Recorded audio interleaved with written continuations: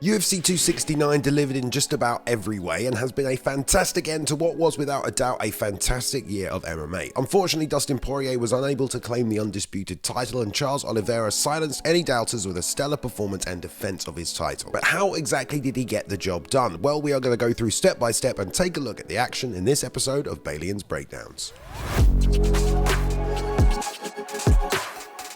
Hello everybody, welcome back to another episode of Bayliun's Breakdowns. I hope you had a good time watching UFC 269. It certainly was a great card, and yeah, the main event was very back and forth. The fight was very competitive until it wasn't, and both men had a lot of success, but we're going to go through, take a look at the action frame by frame, and show you some of the good bits. But first of all, let's get into the keys to victory here for Charles Oliveira. So number 1, win the hand fighting battle. Number 2, control the head to stop the head movement. And number 3, capitalize on the overextensions from Poirier. So with that all being said, let's just jump straight in and break down the action. So right from the get-go, Charles comes out very aggressive, pushes forward immediately, and we see Dustin adopt this high elbow lead hand guard. So as Oliveira starts to engage, close the distance, Dustin's ready to pull out, retreat, get this elbow high. So this leads Oliveira to start working that key to victory number 1, controlling the lead hand and also preventing this high elbow defense, especially on the retreat. So here he paused for it, just to get an idea, doesn't get anything off too far out to set up any offense. Dustin pulls out, but a couple of seconds later, you'll see here, pulls the lead hand down, steps over with the lead elbow now to crash in and starts to try and manipulate that lead hand. But Dustin makes adjustments to this immediately, so the left hand comes out to control the lead hand. Dustin just throws the straight left right down the middle. So now we're about 40 seconds into the first round. They've been going backwards and forwards fighting this lead hand battle, but Oliveira starts to implement another part of his game plan. As Dustin Poirier starts to utilize this head movement, we see key to victory number 2 start to come into play as well, as he starts to grab the single collar and these Muay Thai clinches in close. But you'll see here on just the first one how strong Dustin's neck is, because he's got both palms and elbows digging in right here, trying to control the position, and Dustin's able just to lean back and lift him off the ground with the strength of his neck alone. Granted, he's pushing a little, but that is still a very strong neck from Dustin. So now we start to see key to victory number 3 as Oliveira starts to capitalize on these overcommitments from Dustin. But now that we've laid these all out, we can reference them for the rest of the video. So as Oliveira reaches with the lead hand, Dustin knows it's coming, so instead of leaving his hand there, throws this beautiful check hook, but he pulls it a little short. Oliveira's out of the way, and this is where he starts to capitalize on these overcommitments from these hooks. Now this happens a lot. This is the first one here, darts back in, steps through, and lands a nice straight right on the end of it. And see here, Oliveira, instead of battling for the lead hand, lifts the lead knee up to show him the teep, steps through with his big lead hook he's had a lot of success with, but Poirier has great eyes, pulls it easily, and here comes another straight left from Poirier right on the chin. So Oliveira is back to controlling the head to prevent that pulling motion out of the pocket here. So he goes with the left hand, tries to fire an uppercut up the middle, just misses, pulls back, knee to the body here in close, and then immediately on the break throws this beautiful teep to the body and starts to mix up his targets of attack on Dustin. And so they break from this clinch position here, and this is vintage Dustin southpaw here, sits back, just throws a straight left out there, and watch his left foot, steps through, plants it now in orthodox, and whips the big right hook over the top, and it lands really nicely. So here we see Dustin go for it again, plants, throws the straight left,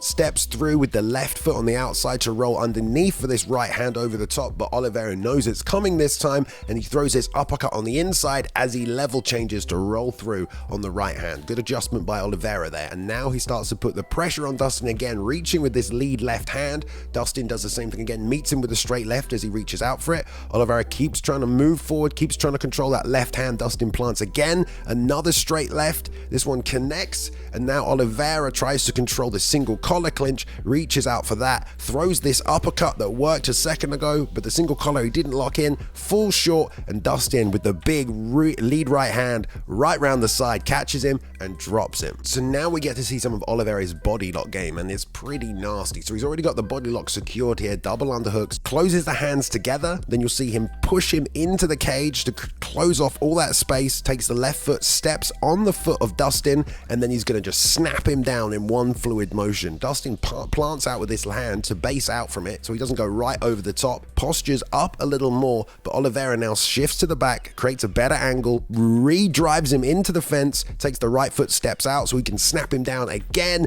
and look how much torque he gets on this. Dustin almost goes over the top, lands on the top of his head, his legs go flying in the air, but he's able to stay upright, more or less, gets a knee on the mat, which is dangerous, but takes the right knee, pulls it on the inside to stop this hook from coming around on the side from Oliveira's right foot, got on his knees, stretches, and stands, and now goes straight to fight the hands on the body lock, which he should do, which is great work from Dustin. The left foot from Oliveira comes snaking around. He gets one hook in, but Dustin fights the hands, turns to his left, puts his back against the cage. Oliveira can't get on the backpack there, and here you'll see he's already broken the body lock here, but watch the right hand of Oliveira. Dustin wants to turn to his left into him, but this right hand of Oliveira has the outside of Dustin's right wrist, and as Dustin tries to pull in, he stretches it out and elevates it so Dustin can't rotate his body into him, and then he tries to come over the top and just grab the choke, already start to fight for the neck, but his arm is still in there and he can't wrap it around, and he just falls over the top. But a dangerous sequence right there. And Oliveira steps in here with a straight right. Dustin throws the right hook, and we go back to key to victory number 3. Capitalize on the overcommitment,